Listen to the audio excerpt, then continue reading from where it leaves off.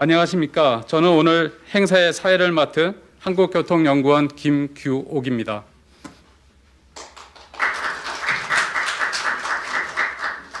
코로나19로 비대면으로 만나는 행사가 많아지고 있습니다. 무엇보다 국민의 건강을 최우선으로 생각하여 본 행사도 현장 참석을 최소화하였고 비대면 방식으로 온라인 생중계를 통해 진행하려고 합니다. 이런 와중에 이렇게 온 오프라인으로 참석해 주신 국토부, 학회 및 관계자 그리고 여러분께 감사의 인사를 드립니다. 오늘 행사는 국토교통부와 국토교통과학기술진흥원이 주최하고 한국교통안전공단과 한국교통연구원이 주관으로 준비했습니다. 그러면 지금부터 행사를 시작하도록 하겠습니다. 먼저 국기에 대한 경례가 있겠습니다. 모두 앞에 있는 국기를 향해 일어서 주시기 바랍니다. 국기에 대하여 경례.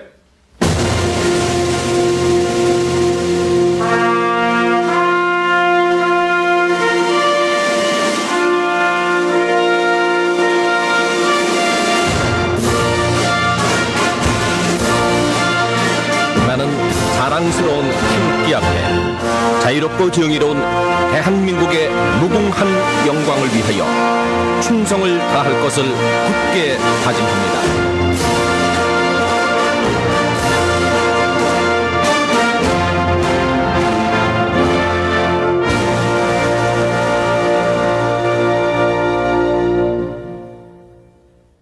네, 모두 자리에 앉아주시기 바랍니다. 애국가 제창은 생략하겠습니다. 간단하게 먼저 오늘 금일 프로그램을 소개해 드리겠습니다.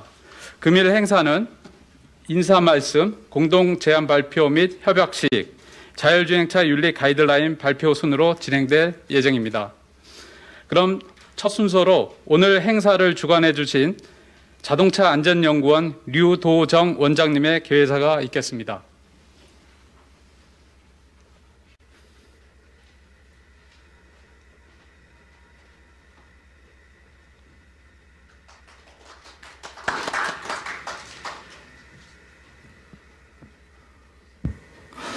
네, 안녕하십니까. 자동차 안전연구원 원장 류도정입니다. 자율주행차 윤리 가이드라인 공동제안 발표회에 참석해 주신 국토교통부 윤진환 자동차관리관님과 공동제안기관 대표님들을 포함한 내외 기빈 여러분께 깊이 감사드립니다. 자율주행차는 AI가 인간 운전자를 대신하여 자율주행을 수행하는 만큼 국민이 믿고 탈 수 있기 위해서는 기본 가치 및 행위 준칙 등을 담은 윤리 가이드라인이 요구됩니다. 이에 우리 연구원은 국토교통부의 R&D 과제를 주관기관으로 수행하면서 과제진들과 함께 자율주행 자동차 윤리 가이드라인을 도출했고 지난 8월 공개 토론회를 개최한 바 있습니다. 오늘 이 자리는 그 후속 절차로서 공개된 자율주행차 윤리 가이드라인의 위상과 권위를 확보하고자 관련 분야별 국내 공신력 있는 기관들과 공동 발표를 위해서 마련되었습니다. 오늘 이 공동 발표회는 자율주행차가 윤리적 판단을 내리게 될 때의 판단 기준이 되는 윤리 원칙이 확립되어 상용화를 촉진시키는 계기가 되었으면 하는 바람입니다. 또한 오늘은 자율주행 자동차의 윤리 가이드라인뿐만 아니라 제작 및 사이버 보안 가이드라인도 국토교통부에서 동시에 발표하는 것으로 알고 있습니다. 이러한 일련의 가이드라인들은 지켜야 할 의무 사항은 아니지만 자율주행 기술 개발에 있어서 일종의 이정표 역할을 해줌으로써 산업계를 지원할 수 있을 것으로 기대하고 있습니다. 앞으로 자동차 안전연구원은 자율주행 자동차가 실제 도로에서 안전하게 운행될 수 있도록 대정부 정책 및 기술 지원을 지속적으로 추진할 예정입니다. 끝으로 오늘 공동제안 발표회 준비에 애써주신 관계자분들께 깊이 감사드리며 여러분의 가정에 건강과 행운이 늘 함께 하시기를 기원하겠습니다. 마지막으로 코로나로 인해서 연말을 맞이했지만 제약이 많은 생활을 지금 하고 있습니다. 여기 오신 모든 내외빈 기빈 여러분들께서 무사히 이 코로나가 극복될 수 있도록 건강에 유의해 주시기 바랍니다. 감사합니다. 네, 류도정 원장님께서 감사드립니다. 다음으로 한국교통연구원의 유종복 부원장님의 환영사가 있겠습니다.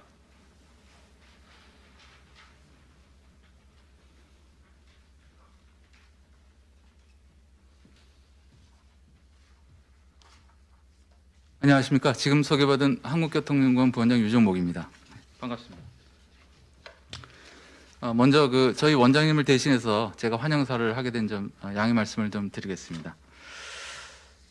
어려운 가운데서도 오늘 자율주행차 윤리 가이드라인 공동 제안 발표회가 열리게 된 것에 대해 진심으로 감사의 말씀을 드립니다. 특히 오늘 행사를 위해 노력해 주신 국토교통부 윤진환 자동차 관리관님과 자동차안전연구원 유도종 원장님, 국토교통과학기술진흥원의 신현옥 부무장님을 비롯한 관계자 여러분들께 감사의 말씀을 올립니다. 또한 오늘 협약에 공동으로 참여해 주신 대한교통학회 김시곤 회장님, 인공지능윤리협회 전창배 이사장님, 그다음에 한국윤리학회 변순용 부회장님, 한국자동차공학회 이영기 부회장님, 한국자동차안전학회 최경호 회장님께 깊은 감사의 말씀을 올립니다. 그리고 오늘 공동으로 발표되는 윤리 가이드라인을 위해서 노력을 아끼지 않으신 홍익대학교의 황기연 교수님께도 깊은 감사의 말씀을 올립니다. 오늘은 국내 자율주행 자동차의 발전과 저기 정착을 위해 교통과 자동차, 윤리와 관련된 8개 기관이 함께 자율주행차 윤리 가이드라인을 공동 제안하고 협약을 맺는 자리입니다. 자율주행차의 도입에 따라 윤리적 판단을 인간이 아닌 기계가 대체하게 되는 상황에 대비해서 윤리적 판단의 기본 가치와 윤리 원칙을 제시하는 윤리 가이드라인을 발표하게 되어 기쁘게 생각합니다. 윤리 가이드라인은 설계자, 관리자, 이용자를 포함한 5개 행위주체에 대해 총 28개 행위주체별 책임 항목과 권고사항을 담고 있습니다. 이를 위해 국제적으로 사용되고 있는 관련 분야 11개 윤리 가이드라인을 참고하였고 국민과 전문가분들의 의견을 광범위하게 수용했습니다. 또한 국토교통부에서는 윤리 가이드라인과 함께 사이버 보안에 대한 우려를 불식시키고 2024년까지 레벨 4 자율주행차 상용화를 이루기 위해 자율주행차 사이버 보안 가이드라인과 레벨 4 제작 가이드라인도 함께 제시하였습니다. 이를 통해 미래교통의 대표적 기술인 자율자동차 시장에 우리나라가 본격적으로 뛰어들 수 있는 경쟁력을 확보하게 되었을 뿐만 아니라 미래 자율자동차 개발에서 재산보다 인명을 최우선한다는 원칙을 확고히 하는 계기가 될 것으로 기대하고 있습니다. 이러한 자율자동차 가이드라인을 통해 국내 미래교통의 개발 속도를 더욱더 빠르게 가속화시키고 국민 안전과 보안 문제를 해결함으로써 자율자동차 상용화가 조속히 추진되고 정착될 것으로 기대합니다. 한국교통연구원은 윤리 가이드라인의 실효성을 높이기 위해 국토교통부, 한국자동차안전연구원, 국토교통과학기술진흥원, 오늘 공동제안에 참여한 여러 학회와 함께 노력할 것을 이 자리에서 약속드립니다. 자율주행차의 정책과 기술 개발, 실증, 서비스 제공 등의 연구 분야에서 윤리 가이드라인의 철학과 원칙, 기준이 적용될 수 있도록 노력하겠습니다. 그리고 연구원의 홈페이지와 블로그, 월광교통 등 다양한 채널을 통해 가이드라인을 홍보하고 실효성을 높일 수 있는 정책 발굴과 제도 개선에도 힘쓰도록 하겠습니다. 다시 한번 오늘 자율주행차 윤리 가이드라인 공동 발표 및 협약식 개최를 환영하며 공동 발표에 함께해 주신 기관과 학회 여러분들께 감사의 말씀을 드립니다. 네, 감사드립니다. 네, 유종복 부원장님의 환영사였습니다. 다음으로 국토교통부의 윤진환 자동차 관리관님의 축사가 있겠습니다.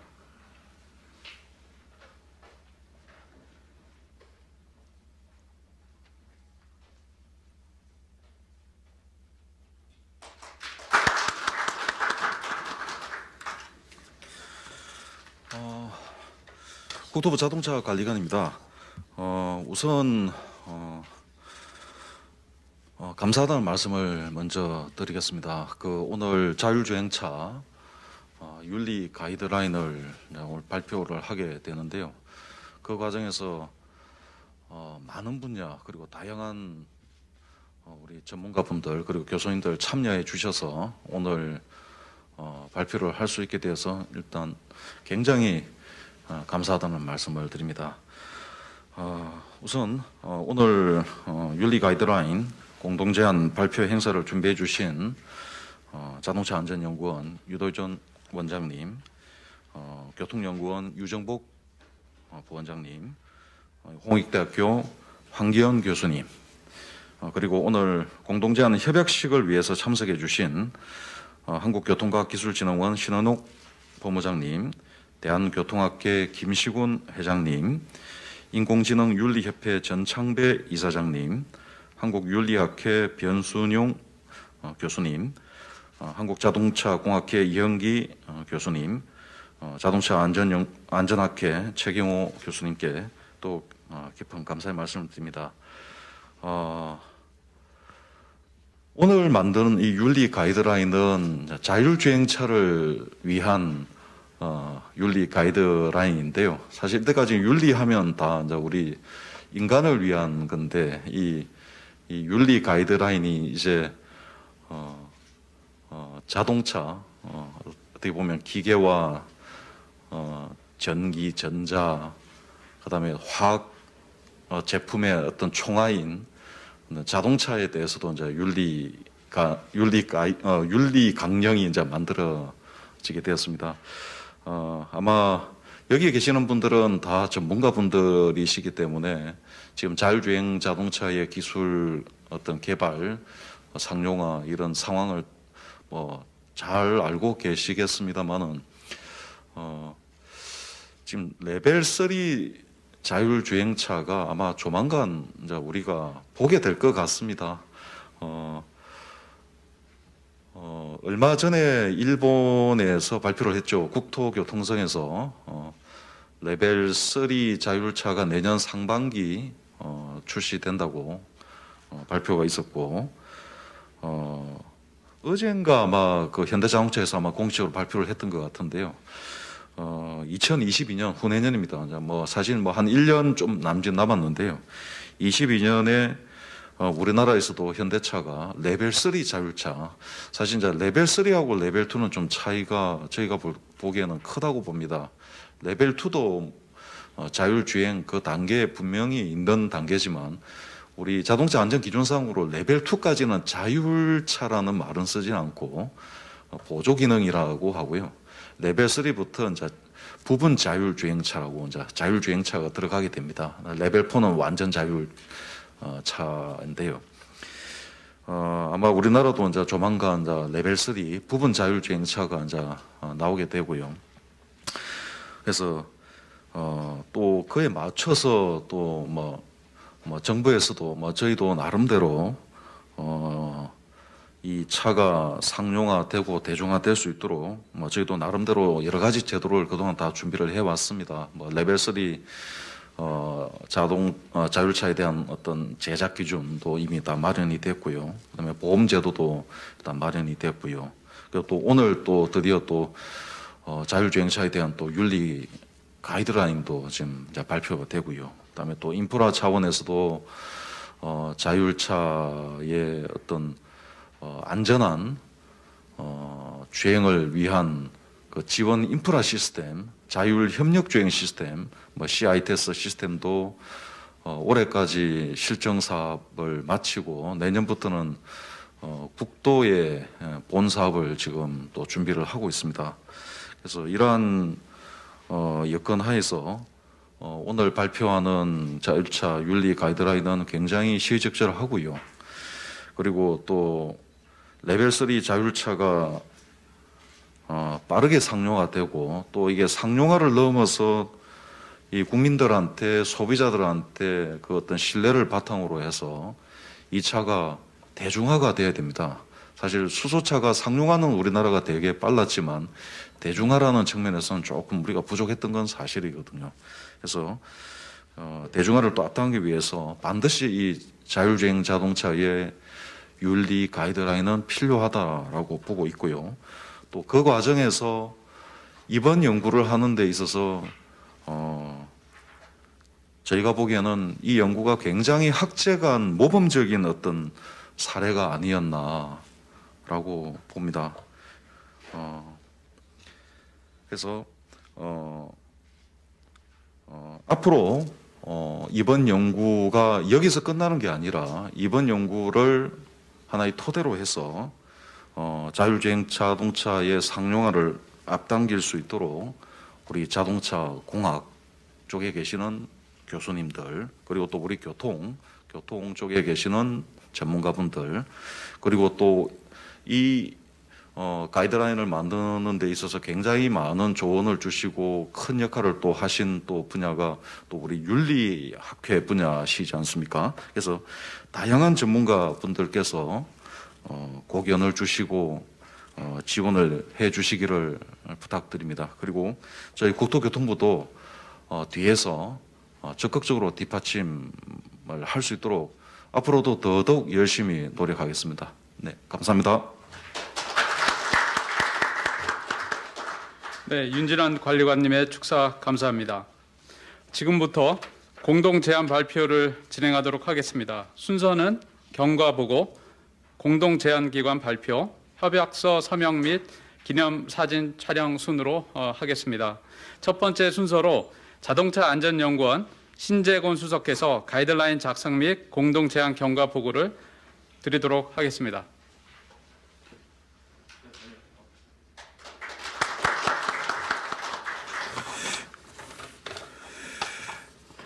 예, 반갑습니다. 윤리 가이드라인 작성 및 공동 제안 경과 보고를 드리도록 하겠습니다. 국토교통부에서는 그 인공지능과 자율주행 기술의 지속적인 발전과 더불어 자율주행 자동차가 윤리적 판단을 내리게 될 때의 그 판단 기준이 중요해질 것을 판단하였습니다. 그래서 2017년부터 국내 사례를 검토하고 의견 수렴을 통한 연구를 추진하기 시작했습니다. 그래서 그 결과로 자율주행 자동차 차량 운전자 제어권 전환 및 사회적 수용성 연구라는 국토교통부 국토교통과학진흥원 R&D를 도출을 하고 그 R&D를 수행하면서 윤리 가이드라인에 대한 검토를 제대로 본격적으로 하였습니다. 그 윤리 가이드라인의 수용성 연구는 저희 교통안전연구원 자동차 안전연구원에서 총괄을 하고요. 한국교통연구원 그리고 홍익대학에서 연구를 수행을 하였습니다. 가이드라인의 작성 과정을 좀 설명을 드리도록 하겠습니다. 이 AI나 로봇이나 그다음에 자율주행 자동차의 윤리 관련해 국내 가이드라인의 사례를 전체적으로 검토를 다 하였습니다. 그래서 아시모프의 로봇 윤리 원칙이라든지 아실로마의 AI 원칙, EU Ethics Guideline for Truthworthy AI, 그다음에 IEEE Ethical Aligned Design Guideline, 베이징 AI 윤리 가이드라인 등 여러 가이드라인을 검토를 했고요. 특히 한국의 윤리학회의 로봇 윤리 현장, 로봇산업진흥원의 지능형 로봇 윤리 가이드라인, 한국공학관리원의 한국형 AI 및 로봇 윤리 가이드라인을 검토하였습니다. 특히 자율주행 자동차 관련해서 독일의 자율주행 자동차 윤리 강령하고 미국 니자의 자율주행 자동차 설계 지침들을 검토해서 최대한도로 가장 버전업되면서 객관성을 확보할 수 있는 그러한 연구를 수행을 하였습니다. 그래서 또 특히 이 객관성 확보가 굉장히 중요합니다. 그래서 모든 사람들, 그러니까 설계자, 제작사, 그 다음에 사용자, 그 다음에 관리자까지 전부 다 할 수 있는 그런 검토를 위해서 국민의 의식조사도 실시했고, 윤리 가이드라인에 대한 주민 의견도 수렴을 했고, 그 다음에 핵심 도출을 위한 11개 윤리 가이드라인에 대한 키워드 빅데이터 분석까지 실시를 했습니다. 그래서 그 결과 2019년 12월 10일 딱 1년 전입니다. 1년 전에 자율주행 자동차 융복합 미래 포럼이라고 하는 국토교통부 포럼이 있습니다. 포럼에서 자율주행 윤리 가이드라인을 발표했습니다. 그리고 그 다음 날 바로 국토교통과학진흥원의 홈페이지에 공개해서 또다시 시민의 의견, 기업의 의견을 수렴해서 그 객관성을 좀 더 확보를 했고요. 특히 그 제작사와 도로교통공단, 경찰청까지 의견을 다 수렴해서 초안을 만들었습니다. 그래서 또한 올해 초에는 전문가 42인, 뒤에 책자에 보시면 나오겠지만 전문가들이 우리나라 자율주행 자동차를 끌고 가는, 한마디로 그 전문가들의 집단입니다. 그래서 전문가분께서 델파이 조사를 실시하고 자문위원회를 개최하는 등 최대한의 객관성을 확보해서 어느 누구나 보편 타당한 그런 윤리 가이드를 만들었습니다. 그래서 이걸 배경으로 올해 8월 14일 날 한국언론진흥재단 국제회의장에서 미래자동차 시대를 여는 자율주행차 윤리 가이드라는 공개 토론회를 개최를 했습니다. 공개 토론회 결과 또 많은 의견들이 수행이 됐고요. 특히 이제는 우리가 담당하고 있는 우리 공학이라든 자동차 공학회든지 윤리학회라든지 이런 학회 쪽의 의견을 좀 더 수렴을 하고 좀 더 객관화하자는 그런 의견들이 있어서 대한교통학회, 인공지능윤리협회, 자동차공학회, 자동차안전학회, 그리고 한국윤리학회 등의 뭐 학예학술 대회, 그 다음에 세미나, 특별 세션 또는 이사회 아니면은 특별 그 발표회 등을 통해서 회원들한테 이러한 전체적인 의견들을 수렴해서 자문을 받고 좀 더 객관화를 시켰습니다. 그래서 윤리 가이드라인을 작성하기 위해서 관계한 저희 발주처나 연구기관, 학회 등 8개 기관이 내부 승인 절차를 거쳐서 가이드라인의 최종 성과물을 국토교통부에 공동 제안하고 합의하여 객관적으로 확보하고 우리 국민의 수용성 제고를 위해서 최대한도로 우리가 객관을 확보하는 이런 윤리 가이드라인을 작성해서 합의하고 공동 제안 협약식을 개최하기로 결정해서 오늘에 이르게 되었습니다. 여기까지 경과 보고를 마치겠습니다. 감사합니다. 예, 감사드립니다. 두 번째 순서로 공동제안기관의 발표가 있겠습니다. 그 발표는 공동제안기관의 가나다 순으로 해 주시겠습니다. 그리고 교통안전공단과 교통연구원의 공동제안 발표는 개회사와 환영사로 가름하고 생략하도록 하겠습니다. 그럼 먼저 국토교통과학기술진흥원의 발표가 있겠습니다. 발표는 신연옥 본부장님이 해주도록 하시겠습니다.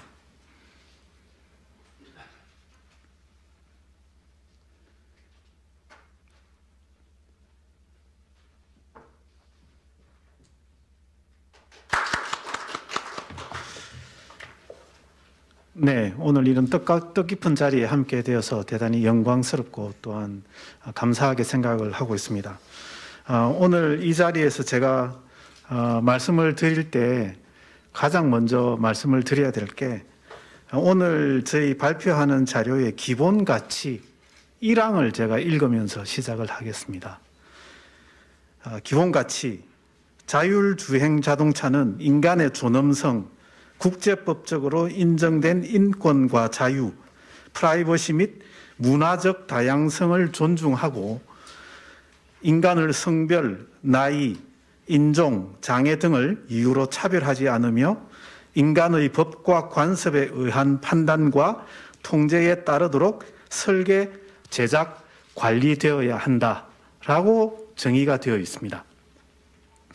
저는 이 기본 가치를 보면서 저희가 고민을 해야 될 게 첫 번째 떠오르는 단어가 사랑하는 사람은 닮아간다라는 단어가 떠올랐고요.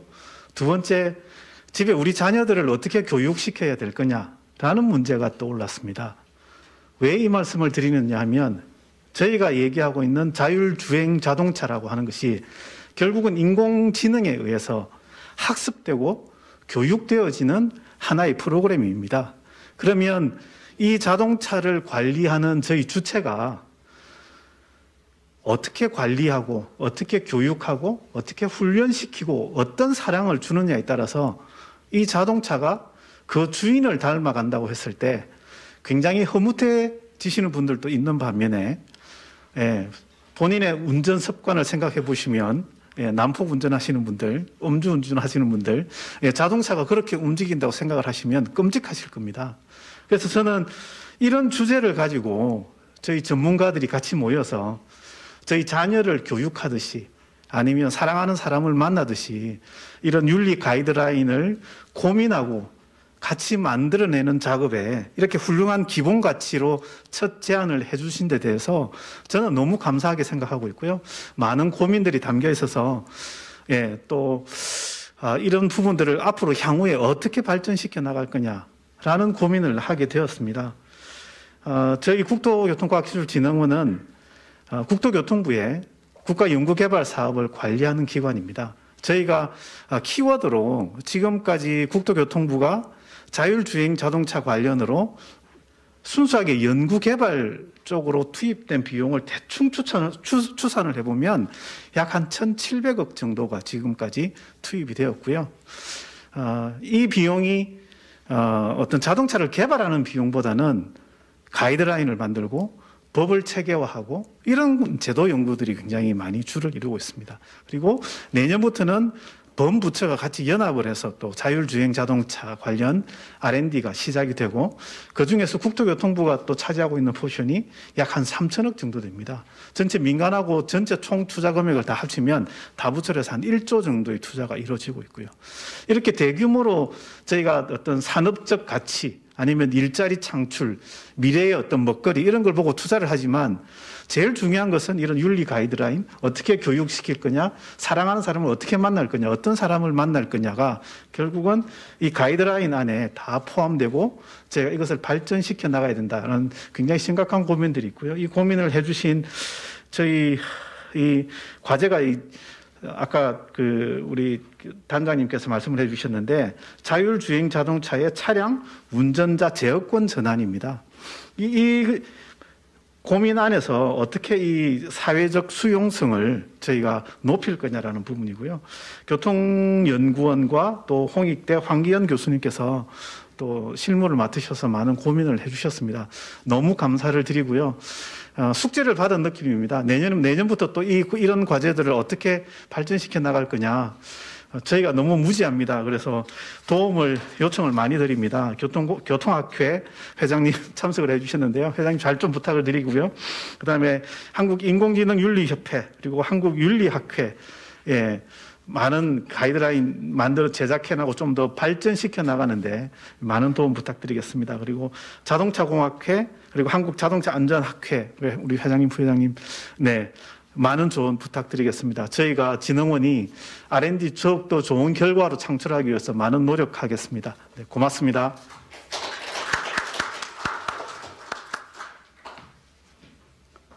신현옥 본부장님 말씀 감사합니다. 두 번째로 대한교통학회 김시건 회장님이 발표해 주시도록 하겠습니다.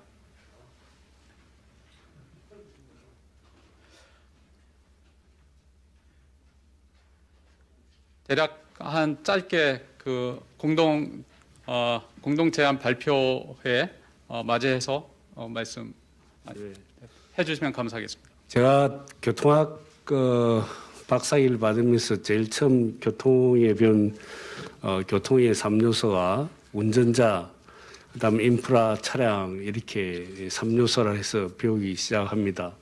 그런데 오늘 여기 와 보니까 그 3요소 중에 하나가 쑥 날아간 느낌이 듭니다.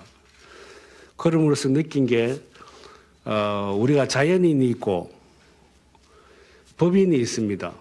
뭐 비영리법인은 민법에서 다루고 또 영리법인은 상법에서 다루듯이 이게 또 우리 운전자와 운전자가 자연인이라 그러면은 자율주행 차량은 또 법인에 해당하는 그런 격이 아닌가. 그러면 이게 많은 부분이 정리가 돼야 되겠다는 생각을 합니다. 법인이 사람과 마찬가지로 부동산도 소유할 수 있고 많은 부분이 있는데 그 부분을 정리하듯이 자율주행 차량도 그런 게 필요하지 않나 이렇게 생각을 했습니다. 또 제목을 봤어라도 이게 교통학회가 중요하다고 저는 판단했고 또 한기현 원장님이 꼭 오셔야 된다 그래가지고 제가 만사지키고 왔습니다. 이렇게 중요한 일에 주체가 되는 학회가 뭐 여러 군데서 자기가 주체가 된다고 생각했지만 대한교통학회가 주체가 되는 게 맞는 것 같습니다. 앞으로 자율주행 차량의 어떤 법이나 뭐 또 인격화 이렇게 이야기해야 되나 운전자화 이렇게 표현하는 게 더 맞는 것 같은데 결국 또 그 자동차를 타는 소비자 입장에서도 또 고려해야 되고 또 이게 흉기가 될 수 있으니까 그 나름대로 제품에서 설명하지 못하는 그런 윤리라는 단어가 굉장히 중요한 걸 느꼈습니다. 그런 어떤 가이드, 이 부분이 법인 만들듯이 운전자의 법인과 같은 그런 성격으로 잘 정립해 나가야 된다고 판단합니다. 감사합니다. 네, 감사합니다. 다음으로 인공지능윤리협회 전창배 이사장님이 발표해 주시도록 하겠습니다. 예, 큰 박수로 환영해 주시기 바랍니다.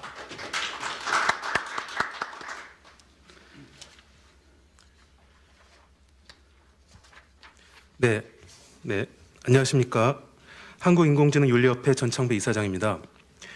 오늘 국토교통부와 국토교통과학기술진흥원이 주최하고 한국교통안전공단, 한국교통연구원이 주관하는 자율주행차 윤리 가이드라인 공동 제안 발표에 참여하게 되어 매우 뜻깊고 영광으로 생각합니다. 전 세계적으로 가히 인공지능 열풍이 불고 있습니다. 인공지능 기술이 인류를 혁신적으로 변화시킬 기술로서 그 기대를 한몸에 받고 있습니다. 하지만 아직 우리 대중들에게 인공지능 기술이 확 와닿는 제품이나 서비스는 많지 않습니다. 그러다 보니 인공지능 산업이나 시장이 아직 크게 열리지 않고 있습니다.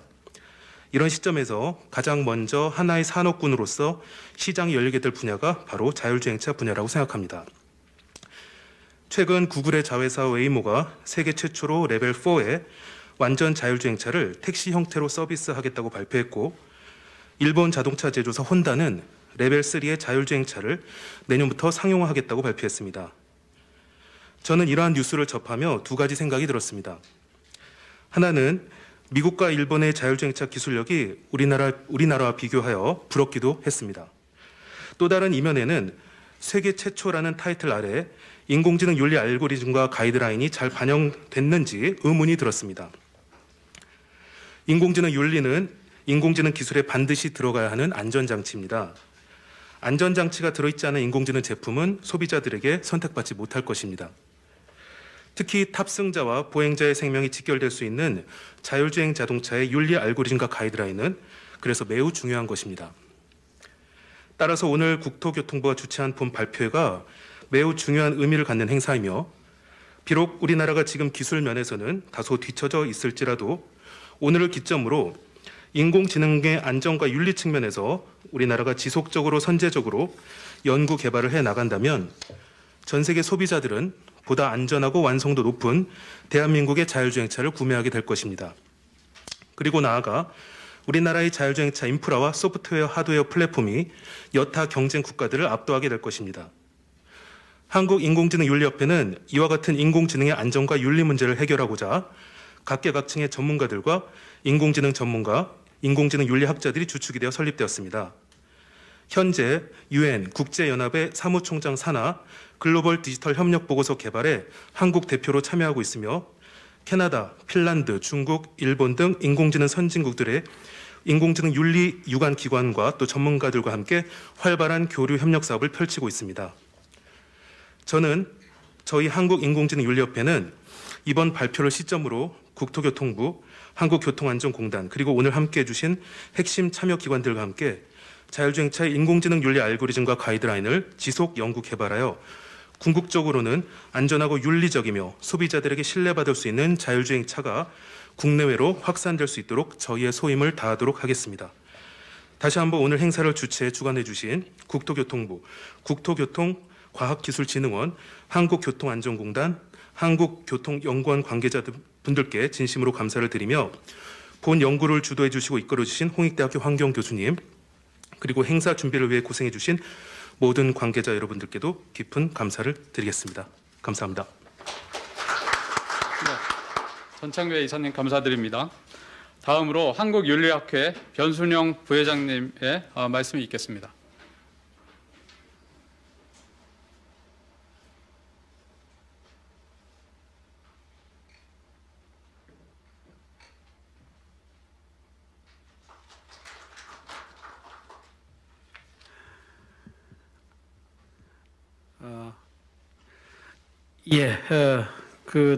처음에 황 교수님한테 전해듣기로는 간단하게 2, 3분 그냥 소회만 말씀해 주세요. 라고 얘기를 들었는데, 황 교수님하고 벌써 한 4년 전, 5년 전인가요? 근데 이제 홍대에서 처음 뵙고서 그때 처음 자율주행차 딜레마 문제 갖고 열띤 토론했던 기억이 아직도 제 머리에 생생합니다. 그래서 공학자 쪽에 계신 분도 윤리에 관심이 많구나 하는 그때 처음 출발점이었던 것 같습니다. 저는 저희 한국윤리학회에서는 그동안 작년, 재작년에 계속 그 자율주행차 윤리 가이드라인의 그 버전 1부터 시작을 해서 학술대회 발표를 가졌고요. 그 발표를 통해서 저희 학회 의견들이 충분히 잘 수렴된 것으로 알고 있습니다. 무엇보다도 한국윤리학회가 자동차 윤리 가이드라인의 제작에 같이 참여하고 또 앞으로 지속적으로 또 참여할 것을 약속드리고요. 결국 이제 자율주행차 윤리 가이드라인은 공학자와 윤리학자의 만남이라고 저는 생각하고 있습니다. 그리고 이 만남을 통해서 이제 윤리적인 차의 개념이 이제 주장될 수 있지 않을까. 그래서 앞으로 이 윤리적인 차의 개념에 대해서 더 지속적으로 연구를 같이 할 수 있기를 기대하고 있습니다. 우선 두 가지를 좀 말씀을 드리고 싶은 게 어떻게 보면 윤리 가이드라인 처음 제작 과정부터 지금까지의 과정을 저도 옆에서 계속 보고 있는데 제가 제일 말씀드리고 싶은 건 이건 겁니다. 윤리는 윤리여야 한다는 겁니다. 이게 무슨 법도 아니고요. 어떤 제한도 아니고요. 무슨 연구하는 걸 저희가 막으려고 하는 것도 더더욱 아닙니다. 윤리는 윤리여야 하고 그래서 중요한 건 보다 편리하고 안전한 윤리적인 차의 설계, 제작, 관리, 사용을 위한 윤리입니다. 윤리로 받아들여 주셨으면 좋겠고요. 여기서 필요한 내용들은 더 세부적으로 법제화 하셔도 되고 그다음 그거는 이제 기술적인 문제로 들어갈 수 있을 거라고 생각이 됩니다. 그래서 첫 번째 윤리는 윤리해야 한다는 걸 말씀드리고요. 그다음 두 번째는 그때 4년 전, 5년 전 황 교수님 처음 만나면서 그게 비유적 표현하면 이제 정자와 난자 수정이 된 거고요. 오늘 아마 이제 출산을 한 듯한 느낌이 좀 들었습니다. 근데 아이를 낳아놓고 내버려 둘 수는 없겠죠. 잘 자라기 위해서는 교육도 해야 되고 가르치기도 해야 되고 또 먹이기도 해야 되고요. 그래서 아마 앞으로 이게 사실은 완성된 게 아니라 이제 제대로 된 이제 그 완제품의 출발점이라고 저는 생각을 합니다. 그래서 앞으로 지속적으로 아마 이제 실제적인 운행 모듈을 개발하고 하는 과정에서 이게 큰 방향은 여기서 제시가 되어 있지만 구체적인 세부 방향들은 여기서 또 더 자세한 지침들이 저희들이 그 어떤 사회적인 논의를 통해서 학계와 어떤 전문가들 논의를 통해서 어느 정도 좀 설정이 되어야 그래야 엔지니어 분들이 만들 수 있지 않을까. 이걸 엔지니어들한테 다 넘긴다는 거는 너무 과도한 부담을 지우는 거 아닐까라는 생각이 듭니다. 그래서 학계에서도 또 전문가들 또 공학자들 윤리학자들이 같이 모여서 적어도 이렇게 운행하는 윤리적인 차를 만들어야겠다라는 사회적 합의를 만들어나는 작업의 시작 혹은 출발점이 바로 이 자율주행차 윤리 가이드라인이라고 생각합니다. 앞으로도 계속 지속적인 연구에 도움을 드리고 또 같이 또 연구를 했으면 좋을 것 같습니다. 예, 이상입니다. 감사합니다. 예, 감사합니다. 다음으로 한국자동차공학회 이기형 부회장님이 발표해 주시겠습니다. 예, 큰 박수로 환영해 주시기 바랍니다.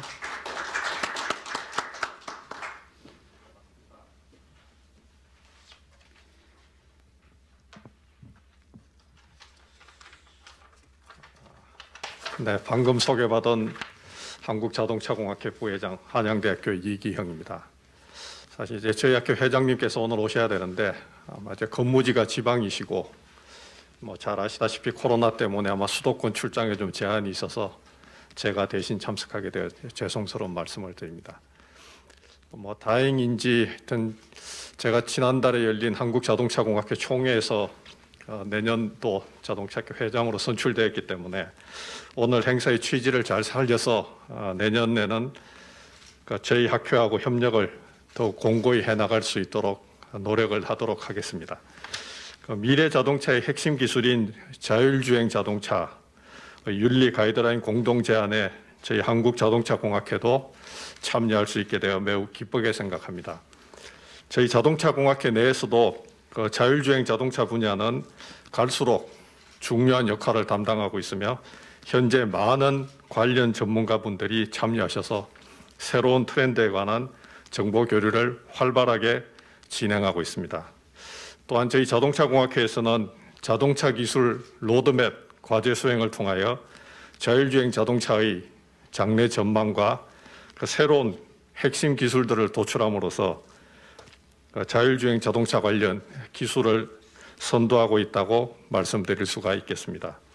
이러한 우수 인력들의 노력 덕분에 이제 기술적인 문제는 어느 정도 해결할 수 있는 단계에 와 있지만 그 교통법규와 자동차 보험이라든지 이제 윤리 문제들이 자율주행 자동차 개발에 걸림돌이 되고 있는 현 시점에 오늘 행사는 자율주행 자동차의 보급 활성화를 위하여 그 의미가 매우 크다고 할 수가 있겠습니다.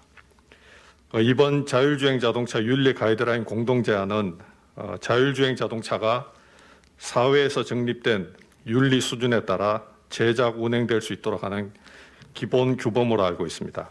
즉 자율주행 자동차의 도입으로 편리하고 자유로운 이동권 보장 및 교통사고 피해 감소 등의 효과를 증진시키고 발생할 수 있는 부정적 영향을 감소시키며 자율주행 관련 행위 주체들의 행동 원칙을 제시함으로써 자율주행 자동차의 상용화를 촉진하는 것이 주된 목적이라고 들었습니다. 사실 제가 이런 인사말 할 때 원고는 잘 읽질 않은데 제가 평소에 접하는 이 기술적인 포럼이 아니어서 조금 목적에 대해서는 저희 학회 직원의 도움을 받았습니다. 그 3만 6천여 명의 자동차 전문 분야 회원들이 참여하고 있는 한국자동차공학회는 오늘 참석해 주신 국토교통과학기술진흥원, 대한교통학회, 한국인공지능윤리협회, 한국교통안전공단, 한국교통연구원, 한국윤리학회, 한국자동차안전학회 등 여러 기관과 유기적인 협력 및 상호교류를 통하여 앞으로 자율주행 자동차의 기술 발전과 보급 등 미래 자동차 분야의 학문과 산업에 크게 기여할 것으로 기대가 됩니다. 잘 아시다시피 저희 자동차공학회는 기술을 모토로 하는 학회이기 때문에 보통 이런 자율주행 자동차에 대한 워크숍이나 정기적인 세미나도 매년 여러 차례에 걸쳐서 개최를 하고 있습니다.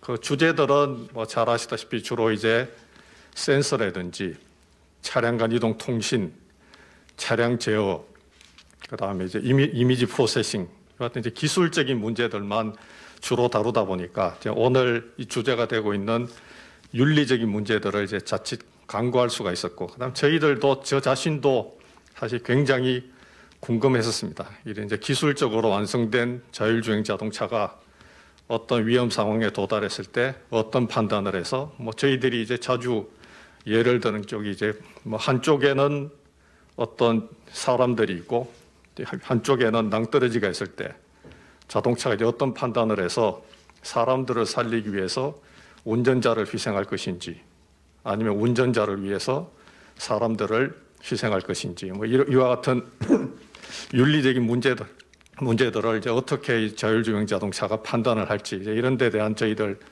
나름대로 학회가 끝나면은 식사를 하면서 이런 문제를 많이 이야기를 했었었는데 다행스럽게도 오늘 모이신 여러 학회에서 이런 윤리적인 가이드라인도 정하시고 향후 일어날 수도 있는 이런 여러 가지 이제 판단이 어려운 부분들을 잘 정립해 줄 수 있는 계기가 될 걸로 믿고 안심하고 저희들은 기술적인 측면에만 포커싱을 맞춰서 개발에 정진을 하도록 하겠습니다. 또 오늘 이 자리에 초청해 주셔서 다시 한번 감사드리고 저도 이제 내년에 자동차학교 회장으로서 또 하나의 분야에 대한 숙제를 안고 가는 것 같습니다. 일단 기술적인 문제와 이런 윤리적인 문제를 잘 융합해서 같이 해결할 수 있도록 저희 자동차공학회도 도움을 드릴 수 있도록 다시 한번 약속을 드리면서 인사말에 가늠하도록 하겠습니다. 감사합니다. 네, 이기영 부회장님 감사드립니다. 마지막으로 한국자동차안전학회 최경호 회장님의 말씀이 있겠습니다.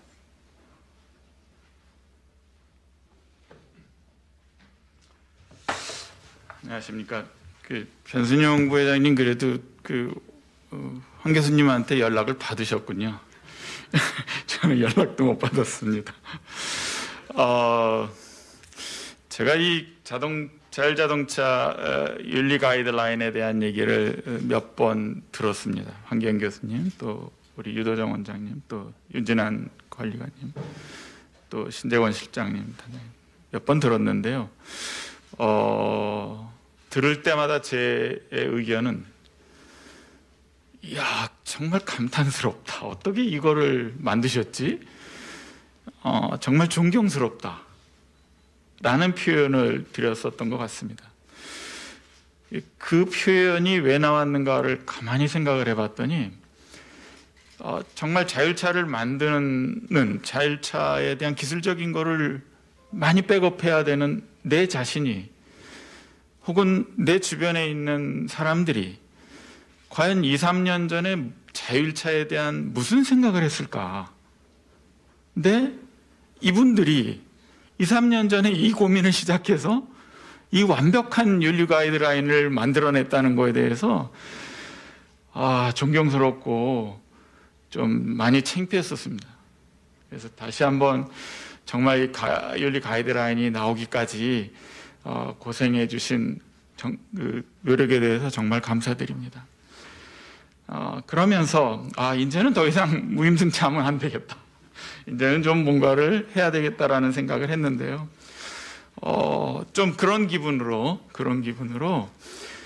과연 이 윤리 가이드라인이 말하고자 하는 게 뭘까를 생각해 봤을 때 굉장히 낮은 지식으로 요약을 하면 행위 주체별로 자율차가 안전하게 설계돼야 되고 제작돼야 되고 또 관리돼야 되고 이용되어져야 된다라는 것이 제 나름대로의 간단한 정리였다라고 봅니다. 제 질문은 어떻게 안전한 설계인데 어떤 거가 안전한 제작인데 뭐가 안전하게 관리하는 건데 라는 구체적인 수치들이 이제 제시되어져야 되는 것 같아서 마치 이렇게 바톤 타치를 받는 그런 느낌입니다. 그래서 역시 국토부가 하는 일이 항상 이렇게 멋지고 화려하진 않아도 우리 사회에 일어날 수 있는 여러 가지 문제점들을 항상 책임지고 해주는 부처다라는 것 또한 느끼게 되었습니다. 앞으로 한국자동차안전학회는 이 문제를 가지고 여러분들하고 많이 노력하도록 하겠습니다. 다시 한번 정말 존경과 감사의 말씀을 드리고 말을 마치도록 하겠습니다. 감사합니다.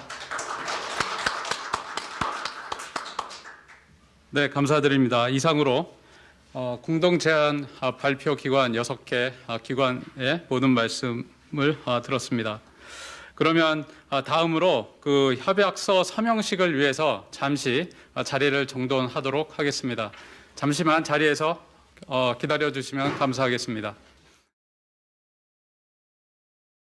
가이드라인 공동 제안 상호 협력을 위한 협약식을 갖도록 하겠습니다. 먼저 공동 제안기관의 대표자분들께서는 앞으로 나와주시기 바랍니다. 앞에 이름, 소속 기관의 명이 적혀 있습니다. 그 앞에 서주시면 감사하겠습니다.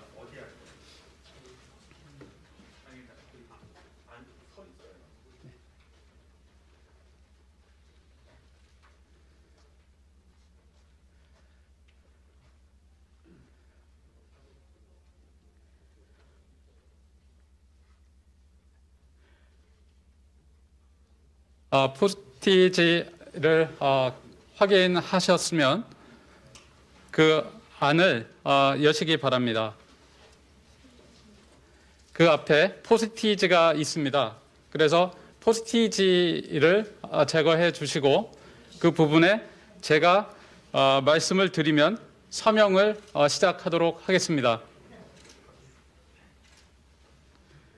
네, 지금부터 공동 제안 기관의 대표자께서 협약서에 서명을 할 수 있도록 하겠습니다. 준비가 되셨으면 제가 확인하고 말씀드리도록 하겠습니다. 예, 지금부터 협약서에 서명을 해주시기 바랍니다.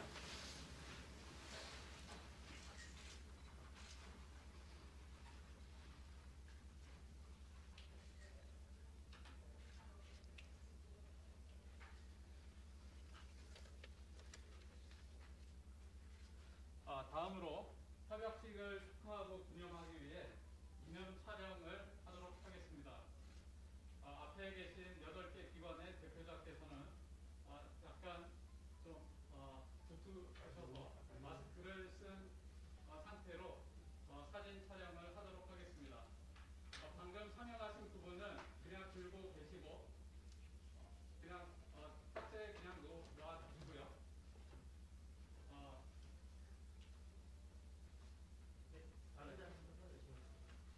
지금 서 계신 상태로 기념 촬영을 해주시기 바랍니다.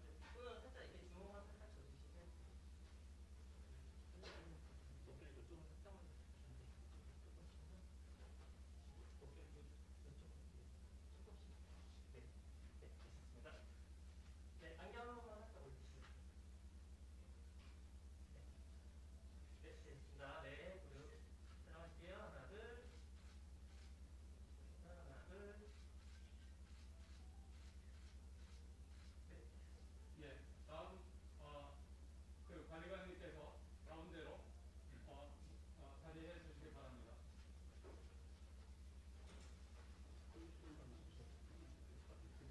이 정도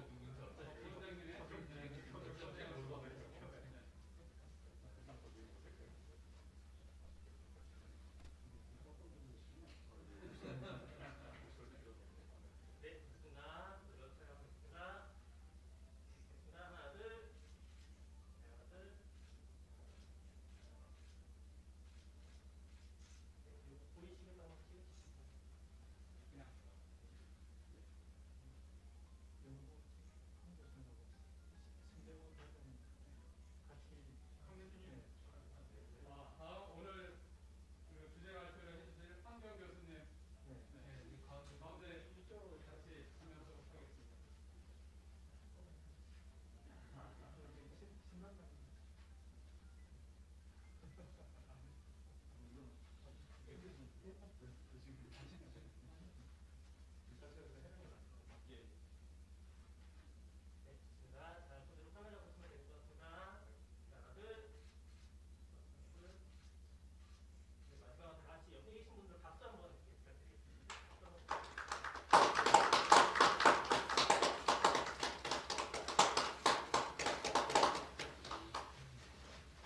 네, 감사합니다.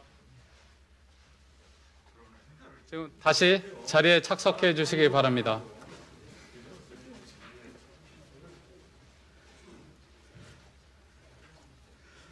그럼 마지막 순서로 황기현 교수님의 발표를 듣기 위해 잠시 자리를 정돈하도록 하겠습니다.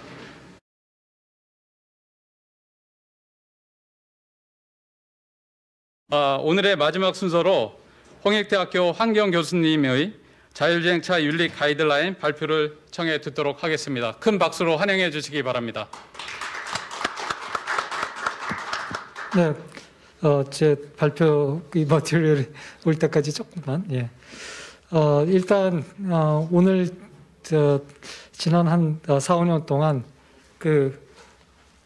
4, 5년 동안 우리가 고민했던 자율주행 자동차 윤리 가이드라인을 이렇게 협약식을 맺으면서 발표하게 되어서 너무 개인적으로 감동적이고요.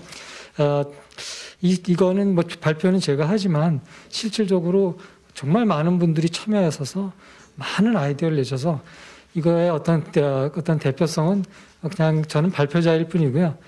이 현재 우리 한국 사회에서 자율주행 자동차를 고민하시는 분들의 합작품이라고 이렇게 말씀드리고 싶고요. 또 과정에서 우리 국토교통부 또 우리 윤리학회 이거 없어요. 예, 윤리학회 우리 변수령 교수님 정말 제가 머리 숙여서 감사하고 싶은 그런 시간들이 많았습니다. 자, 그러면 오늘 제가 발표를 할 텐데 이거가 포인터가 좀 준비가 안 돼서 그냥 하겠습니다.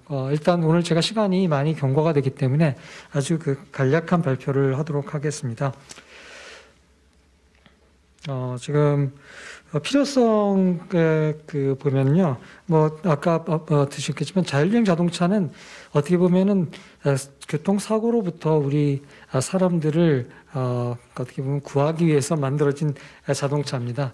근데 이 자동차가 암만 완벽한 기술을 가지고 만들더라 하더라도 그 기술에는 한계가 있죠.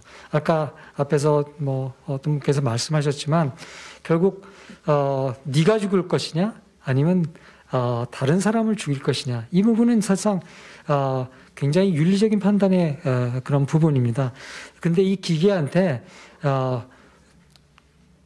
너는 이런 상황이 처하면 네가 죽어라, 너 이런 상황이 처하면 5명을 죽여라, 이렇게 우리가 법으로 정하는 순간 그 자체는 그 법은 헌법에 위반되는 그런 또 오류를 갖게 됩니다. 그래서 암만 우리가 완벽한 그런 자동차를 만들더라도 이 기계가 그 인간의 운전을 대신할 때 기계가 인간의 대신해서 윤리적인 판단을 할 수가 없다. 뭐 인간은 어떻게 보면 자기가 판단해서 자기가 책임지면 돼요. 근데 기계는 책임을 질 수가 없거든요. 그러니까 책임을 갖다 우리가 물을 수 없기 때문에 그 부분을 우리가 뭐 어떤 식으로든지 뭔가 조치를 좀 해야 된다. 그것이 우리 윤리 가이드라인을 만들게 된 어떻게 보면 필요성이라고 할 수가 있겠습니다. 도출 과정은 아까 말씀드렸기 때문에 건너뛰고요. 저희가 이제 그 구성 체계로 가보겠습니다. 구성 체계를 보면은 크게 총칙과 그다음에 공통 원칙, 그다음에 행위처별 책임으로 되어 있습니다. 제가 이제 이 연구를 할 때 2017년에 독일에서 자율주행 자동차 윤리 가이드라인을 2017년 6월 달에 발표를 해서 굉장히 실망도 했고 또 어떻게 보면 굉장히 안도도 했어요. 왜냐하면 뭔가 참고할 그런 거리가 생겼잖아요. 그래서 이렇게 보면서 제가 어떤 느낌을 받았냐면 독일 사람들은 굉장히 체계적인 사람들인데 이 윤리 가이드라인은 왜 이렇게 비체계적으로 만들었을까? 도대체 이 행위 주체가 누구인지, 그 다음 행위 주체가 어떠한 원칙에 따라서 이 자율주행 자동차를 만들어야 되는지 아니면 이용해야 되는지, 그게 전혀 어떻게 보면 체계적으로 나열이 되어 있지 않았습니다. 그래서 저는 그것은 우리가 나중에 이제 윤리 가이드라인을 만들었지만은 실질적으로 이 윤리 가이드라인은 끝이 아니라 시작입니다. 그 얘기는 우리가 어떤 윤리 가이드라인에 현재 우리가 아무도 자율주행 자동차를 운행하지 않지만 점차 많은 사람이 운행하고 경험하게 되면 이제 많은 부분을 고쳐야 될 거예요. 그렇게 고칠 때 우리가 어떤 시스테미틱한 어떤 그런 체계적인 어떤 구조를 갖고 있지 않으면 어디 가서 어떻게 손댈지 모릅니다. 그래서 우리 가이드라인의 특징은 뭐냐면 아주 가능하면 시스테미틱하게 누가 어떤 책임을 어떻게 져야 되는지, 그리고 어디를 어떻게 고쳐야 되는지를 아주 쉽게 볼 수 있도록 가이드라인을 만들었다는데 커다란 저희가 나름대로의 장점이 있다고 생각하고 있습니다. 윤리 가이드라인은 어떤 주요 내용을 우리가 보게 되면 총칙에는 어떤 목적이 있고, 그다음에 용어를 정의하고, 그다음에 이 자율주행 자동차 윤리 가이드라인의 다음 페이지 대상이 무엇인지에 대한 그런 내용들이 들어가 있습니다. 좀 이따 제가 총칙에 대한 목적에 대해서 좀 말씀을 드릴 거고요. 그 다음에 이제 적용 대상은 저희가 이제 이게 아까 3단계 뭐 4단계 그런 얘기를 했지만은 3단계는 이제 2단계에서 3단계 넘어갈 때 자율주행 기능이 이제 많이 들어가고 사실상 손 놓고 해도 되는데, 문제는 뭐냐면 문제가 생길 때 사람이 언제든지 스스로 개입을 해야 돼요. 그래서 그런 차원에서 3단계까지는 아직 능동적인 그런 자율주행이라고 할 수가 없습니다. 그래서 이제 저희가 자율주행의 대상은 3단계 이상, 4단계 이상, 4단계, 5단계를 우리가 대상으로 해서 이 자율주행 자동차 윤리 가이드라인을 우리가 적용할 거고요. 독일도 똑같이 4단계 이상을 대상으로 하고 있습니다. 공통 원칙은 이제 기본 가치와 행동 원칙으로 이제 구성되어 있는데, 사실 기본 가치는 그겁니다. 왜 우리 사회가 자율주행 자동차를 우리가 만들고 운행을 해야 될지, 그 자율주행 자동차가 우리 사회에 던지는 가치는 무엇이고, 그 가치, 그 어떤 가치를 우리가 자율주행 자동차를 통해서 사회에 구현할 건지, 그 부분이 이제 기본 가치고, 행동 원칙은 이제 그 행위 주체들이 따라야 될 어떤 행동해야 될 그 원칙인데, 이 행동 원칙은 어떻게 보면 기본 가치에서 유래한다고 할 수가 있겠습니다. 기본 가치에서 제일 중요한 게 인간은 존엄하기 때문에 기본적으로 자율주행 자동차는 인간의 명령에 따라야 된다. 어떻게 보면 제어 가능성에 관련된 부분인데, 그런 부분들을 우리가 행동 원칙에 가서 제어 가능성으로 이렇게 만들어 놨습니다. 그래서 어떻게 보면 기본 가치에서 어떤 행동 원칙이 나오고, 행동 원칙에 따라서 행위 주체들의 행위가 나오게 되겠습니다. 이 세 개가 이렇게 유기적으로 연관이 되어 있다는 것을 말씀드리고, 보면은 기본 가치에서 제일 중요한 것은 인간의 존엄하고, 그 다음에 인간의 어떤 행복을 추구해야 되고, 생명을 보호해야 되고, 그 다음에 약자를 보호해야 되고, 어떤 인간 사회의 지속 가능성, 이런 것들을 도모해야 된다. 이런 것들이 우리가 자율주행 자동차를 이 사회에 가져오면서 우리가 사실상 구현해야 될 그런 가치라고 저희가 보고요. 그 가치를 구현하기 위해서 투명해야 되고, 그 다음에 제어 가능해야 되고, 책임을 지어야 되고, 안전해야 되고, 보안성이 필요하다. 이런 5가지의 어떤 행동 원칙을 우리가 마련했습니다. 그리고 이제 행위 주체를 우리가 설계자, 제작자, 관리자, 서비스 제공자, 이용자로 이렇게 우리가 5 부분으로 구분을 해놨습니다. 그 다음에 이제 저희가 윤리 가이드라인에 대해서 본격적으로 설명을 해드리겠습니다. 아주 핵심만 설명을 하면은 목적으로 가겠습니다. 목적이 내용이 짧기 때문에 제가 목적의 첫 부분은 그겁니다. 자율주행 자동차 안전하기 때문에 우리가 필요하다. 하지만 암만 잘 만들어도 기술은 한계가 있다. 그리고 기술은 한계가 있는데 어떤 문제가 생기면 자율주행 자동차는 머신이니까 책임을 못 지지 않느냐. 그러면 그 책임성을 어떻게 할 것이냐.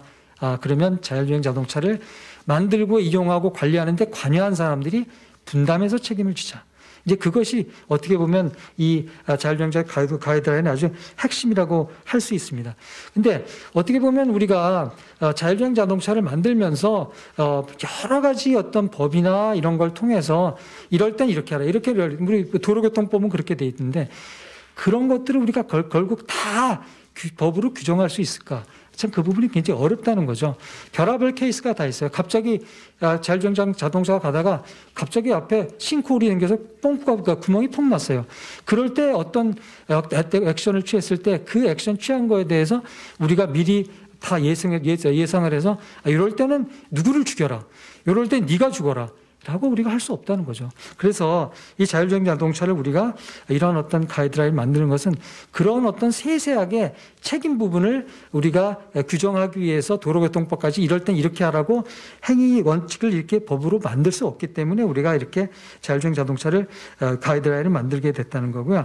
그 다음에 이제 어떻게 보면 누구는 자율주행 자동차 윤리 가이드라인, 그거 우리가 의무론을 할 것인가, 공리주의를 선택할 것인가.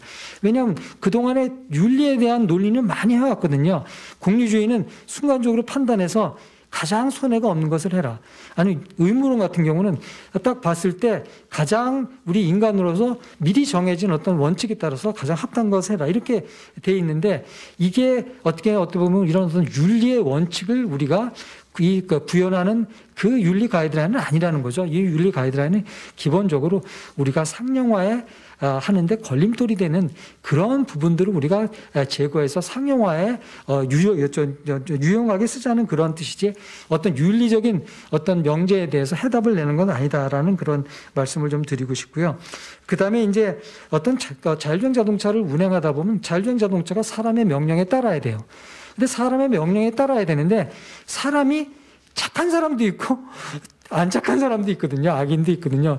그러면 우리가 이 착한 사람과 안 착한 사람의 구분을 우리가 어떻게 할 것인가. 이제 그런 또 어떻게 보면 딜레마에도 빠집니다. 그래서 우리는 이 자율주행 자동차가 따라야 될 명령은 이 어떻게 보면 선한 사람들이 만들어놓은 법과 사회적인 어떤 도덕을 우리가 지키는 그런 부분에서, 그런 차원에서 우리가 윤리 가이드라인을 만들고 행위 주체들이 그걸 따르도록 해야 된다는 거고요.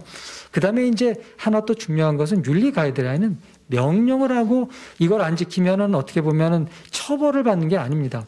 우리가 법은 기본적으로 그렇죠. 근데 저는 누가 그러더라고요. 자율주행 자동차 윤리 가이드라인은 자율주행 자동차에 관련된 헌법이다. 헌법은 어겨도 처벌받지 않습니다. 이제 헌법 우리가 소원해서 가서 헌법에 있는 원칙을 우리가 고치거나 해석을 받지 처벌을 받지 않죠. 결국 이 자율주행 자동차 윤리 가이드의 핵심은 이건 누구를 처벌하기 위해서 만들어진 것이 아닙니다. 그래서 이것을 갖다가 어떻게 보면 잘 지켜서 이 자율주행 자동차라는 것이 사회에 큰 문제 없이 잘 이렇게 젖어 들어올 수 있도록 스며 들어올 수 있도록 우리가 그렇게 하자는 차원에서 자율주행 자동차 윤리 가이드라인을 만들었다고 이해하시면 될 것 같습니다. 용어의 정의와 그다음에 적용 대상은 건너뛰고요. 기본 가치로 좀 가겠습니다. 기본 가치 아까 우리 우리 신 본부장님께서 한번 말씀하셔서 제가 좀 부연하기 좀 그렇지만 기본적으로 인간은 존엄하기 때문에 자율주행 자동차 인간이 존엄하기 때문에 인간이 만든 어떤 법과 어떤 규칙을 따라야 된다. 그것을 벗어나면 안 된다는 것이 굉장히 중요한 거고요. 그 인간은 선한 인간이 만든 법과 규칙을 따라야 된다는 것이 첫 번째 굉장히 중요한 하나의 기본적인 가치고요.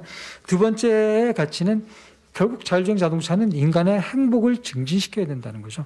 인간이 운전의 어떤 그 피로도 운전의 피로함에서도 우리 해방을 시켜야 되고 또 어떻게 보면 장애가 있는 사람도 이동할 수 있는 이런 뭔가를 우리가 해줘야 된다. 하지만 그걸 하는 과정에서 다른 사람에게 피해를 주면서 나의 행복을 추구할 수는 없다는 거죠.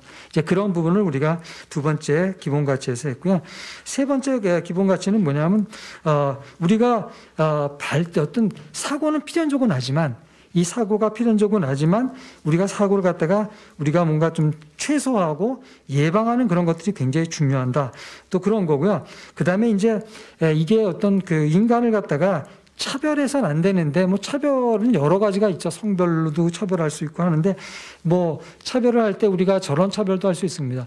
법을 지킨 사람과 지키지 않은 사람을 또 차별을 할 수가 있죠. 그럼 보통 법을 갖다가 지키지 않은 사람을 우리가 응징을 하고 처벌을 하고 어떻게 보면은 상처를 내야 되는데 그게 좀 아주 델리케이트한 경우가 있어요. 우리가 차를 운전을 하다 자율주행 자동차가 가다가 헬멧을 쓴 모터사이클과 헬멧을 쓰지 않은 모터사이클이 있어요. 그러면 우리는 누굴 쳐야 되죠? 당연히 헬멧을 쓰지 않은 모터사이클을 쳐야 돼요.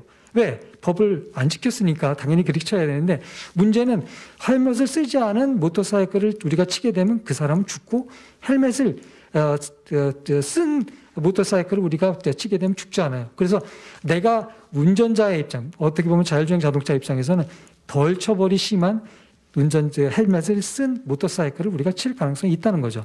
이런 어떤 굉장히 델리케이트한 그런 문제들이 많이 있고 우리가 그런 부분에 대해서 우리가 어떻게 보면 법을 지켰냐 안 지켰냐 이런 여부, 그 다음에 사람 수가 많냐 적냐 이런 여부, 그런 여부들도 우리가 다 판단을 해서 어떻게 보면은 차별의 문제를 우리가 결정을 해야 된다 그렇게 되는 거고요. 그 다음에 기본가치 네 번째는 결국 이 자율주행 자동차가 인간 사회의 지속 가능성에 기여를 해야 된다, 이바지해야 된다 그런 내용입니다. 그 다음에 이제 행동 원칙에서 첫 번째는 어떻게 보면 이제 투명성에 관련된 행동 원칙이에요. 투명성이 왜 중요하냐면 이게 사람이 운전하는 것이 아니라 기계가 운전하기 때문에 어떤 사고가 발생했을 때 그 사고가 발생했을 때 누가 책임이 있는지를 우리가 규명을 해야 돼. 왜? 기계는 책임을 못 지기 때문에 결국 이해관계자에게 우리가 책임을 물어야 되는데 그러려고 그러면 아주 명확하게 누가 책임이 있는지를 우리가 정확하게 밝혀낼 수 있어야 된다. 그런 분이고 그 다음에 이제 추적 가능하다는 그런 얘기가 있습니다. 어떻게 보면 추적 가능하다는 얘기는 어떤 우리가 아주 문제에 대한 어떤 답을 얻기 위해서 아주 신속하게 데이터를 얻을 수 있다. 이제 그런 차원의 이야기고, 그거 이제 어떤 사람들은 설명 가능성을 얘기를 해요. 근데 이제 우리가 설명 가능성, 소위 말해서 일반 사람들도 알아듣게 이제 이게 설명을 해야 된다는데, 근데 이 부분은 우리가 뺐어요. 왜냐하면 일반 사람들이 알아들을 수 있는 그렇지 못한 부분이 자율주행 자동차는 굉장히 많기 때문에 그 설명 가능성 부분은 우리가 뗐다. 그리고 이제 생산된 어떤 정보가 있는데 그 정보의 소유권자가 누구냐? 있느냐. 그래서 어떤 정보의 소유권자가 결국 사고가 났을 때 책임을 지는 사람이 정보의 소유권자가 되어야 되기 때문에 차량 보유자가 책임이 있고 어떻게 보면 소유권자가 되는데, 하지만 차량 정보의 소유자도 기본적으로 사고가 났을 때 사고의 판단을 위해서는 그 정보를 공개하는, 제공할 수 있는 그런 의무도 함께 져야 된다고 얘기를 할 수 있습니다. 2.2입니다.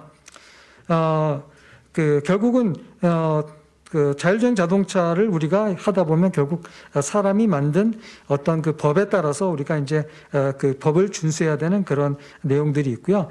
그 다음에 이제 법을 준수하고 하다 보면 이제 우리가 관리 감독을 하게 되는데, 관리 감독을 하다 보면 어떤 정보를 꺼내서 보게 되고 결국 프라이버시를 침해할 수 있는 그런 우려도 굉장히 생깁니다. 그래서 이런 부분들을 우리가 관리 감독할 때 유의해야 된다는 그런 원칙을 또 2.2에서 했고요.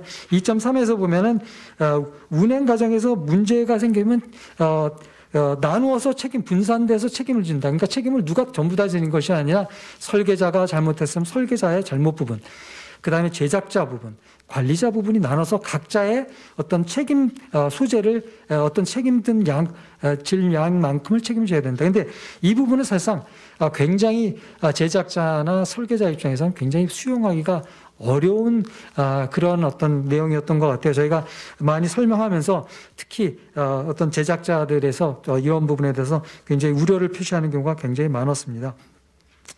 그 다음에 2.4와 2.5는 뭐 안전성에 관련된 그런 부분, 그 다음에 2.5는 이제 보안성, 프라이버시나 이제 어떤 해킹에 관련된 부분인데, 결국 안전에서 2.4에서 제일 중요한 거는 우리가 자율주행 자동차가 그런 윤리적인 판단 상황에 처하지 않도록 예방하는 게 제일 중요하다. 그건 뭐 어디서든지 독일도 그렇고 우리 인공지능 기존에 있는 윤리 가이드라인도 똑같이 나옵니다. 하여튼 최대한 예방해야 된다. 그리고 만약에 사고가 난다 그러면 난 사고의 어떤 피해를 최소화한다. 이 두 가지의 원칙을 우리가 지켜야 된다고 했습니다. 그 다음에 이제 설계자에 관련된 그런 내용인데, 제가 아까 잠깐 말씀드렸지만 이 설계자와 그 다음에 제작자, 그 다음에 관리자, 그 다음에 이용자들은 결국은 이 5개의 어떤 그 행위 원칙을 어떻게 각자의 입장에서 구현을 하다 보면 사회적으로 전체적으로 어떻게 보면 안전하고 그야말로 사람들이 이용하기 수용성 높은 그런 자동차를 만들고 이용할 수 있느냐, 이런 부분들입니다. 아까 앞에서 어떤 분이 말씀하셨는데, 이것을 갖다가 이 설계자와 그다음에 관리자나 제작자들이 해야 될 역할들을 우리가 따라가다 보면 그것에 따라서 이제 공학적인 그런 어떻게 보면 그 가이드라인과 수치들이 이제 따라 나올 것이라고 보면 될 것 같습니다. 그래서 지금 시간이 많이 됐나요? 네, 예. 지금 한 15분 15분 경과됐습니까? 네, 그래서 뭐 중요한 것만 좀 말씀을 드리면 운행 기록을 3.1.2는 이건 투명성의 법칙이고요. 그 다음에 이 3.1.2는 요거는 제어성에 관련된 그런 내용입니다. 그래서 아까 잠깐 말씀드렸지만 이건 어떤 사람의 어떤 명령을 따라야 되지만 그 명령을 따르되 제대로 된 사람의 명령을 따라야 되고, 제대로 된 사람은 뭐를 하냐, 그 사람의 생각들은 법과 규칙에 나와 있으니까 그것을 따라야 된다, 이렇게 얘기가 되겠고요. 3.1.4는 이렇게 자동차를 우리가 자율주행 자동차 설계자는 자율주행 자동차만 봐서는 안 된다. 어떤 탑승자와 자동차와의 관계, 그 다음에 외부자와 자동차의 이런 상호작용도 함께 고려해서 설계해야 된다는 거고요. 그 다음에 이제 부득이하게 어떤 뭐 예방을 우리가 해야 되지만 어쩔 수 없이 이제 사고가 생길 경우도 있겠죠. 그럴 경우는 이제 어떤 당사자의 어떤 피해를 최소화해야 된다는 그런 안전성에 관련된 그런 내용들이 있고요. 3.1.5도 유사하게 이제 자율주행 자동차가 이제 사고가 나잖아요. 그럼 우리가 임시적인 조치를 해야 돼요. 그래서 처음에는 우리가 자율주행 자동차는 임의로 개조할 수 없다고 이렇게 딱 했었는데, 그러다 보니까 사고가 난 다음에 임의 개조를 안 하면 그 다음 액션이 없으면 사고 현장에서 어떻게 보면 그 다음 어떤 안전한 조치를 취할 수 없는 그런 경우가 생기더라고요. 그래서 우리가 설계자가 안전에 위해를 주지 않는 한 임의 변경을 할 수 있는 식으로 저희가 그렇게 했습니다. 그다음에 이제 제작자 관련된 부분은 제 3.2.5에 보면은 뭐 여러 다른 것은 큰 논란이 없었고요. 그다음에 이제 자율주행 자동차가 이제 사이버 보안 시스템을 갖추고 그다음에 항상 변경 내용을 제공해야 된다. 이런 이게 이제 자동차 제작사들이 이런 내용들을 원해서 저희가 좀 넣었습니다. 그래서 항상 언제든지 업데이트를 해갖고 사이버 보안으로부터 차가 안전할 수 있도록 그렇게 해야 된다는 그런 내용이 있었습니다. 그다음에 그러니까 관리자 3.1제, 3.1 뭐 이런 내용들은 보면은 특별히 여기서 뭐 말씀드릴 내용은 여기서는 없고요. 그 다음에 3.4.1 여기서 보면은 자율주행 자동차 서비스 제공자는 이용자의 안전을 도모하고 타인의 이익이나 공익을 침해하거나 유해를 가해서는 안 된다. 결국 자율주행 자동차가 내가 서비스를 잘 하기 위해서 나만을 생각해서는 안 된다. 타인의 이익과 공익을 함께 우리가 고려해야 되고 또 자율주행 자동차 소프트웨어를 항상 최신 상태로 유지해서 이용자가 그 소프트웨어가 최신 상태가 안 됨으로 인해서 피해가 없어요. 결국 이제 어떤 뭐 사고 지점이나 어떤 사고나 공사나 이런 것들을 그때그때 업데이트하지 않고 신호가 변하는 걸 이걸 놔두면 사고가 나니까 이런 부분들을 이제 자율주행 자동차 서비스 제공자가 그때그때 빨리빨리 업데이트해야 된다. 그런 내용이 있고요.